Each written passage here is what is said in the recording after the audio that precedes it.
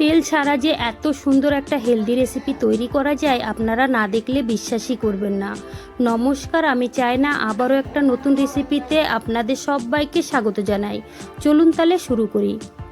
এখানে নিয়েছি 1 বাটি আতপ চাল, 5 থেকে 6 ঘন্টা আগে ভিজিয়ে রেখেছিলাম, তারপরে কিন্তু ভালো করে ধুয়ে নিয়েছি।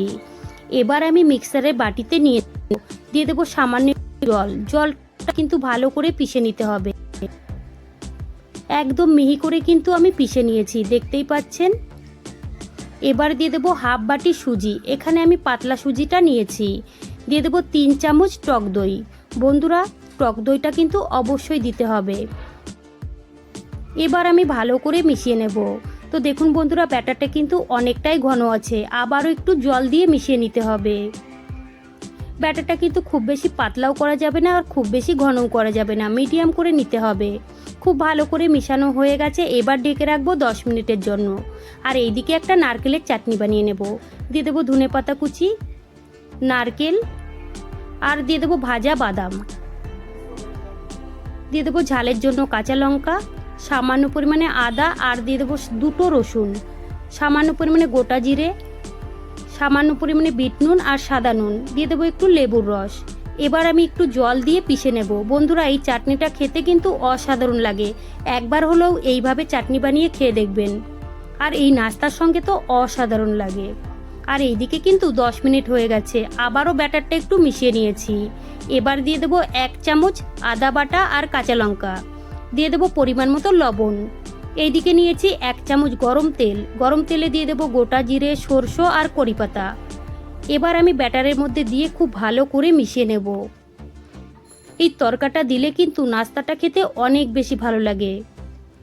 2 মিনিট সময় নিয়ে খুব ভালো করে মিশিয়ে নিয়েছি।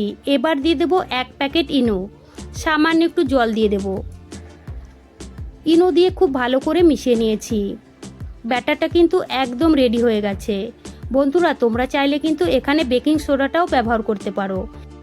এখানে নিয়েছি একটা থালার মধ্যে সাদা তেল লাগিয়ে নিতে হবে। এবার আমি ব্যাটারটা ঢেলে দেব। ব্যাটারটা কিন্তু একদম রেডি। 10 মিনিট আগেই কিন্তু কড়াইয়ে জল গরম হতে বসিয়ে দিয়েছিলাম। এবার আমি ঢেকে রাখবো 5 মিনিট। 5 মিনিট পরে ফিরে আসছি। 5 মিনিট হয়ে গেছে। উপর থেকে ছড়িয়ে দেব কাশ্মীরি লঙ্কার গুঁড়ো, এতে করে কিন্তু দেখতে বেশ ভালো লাগবে।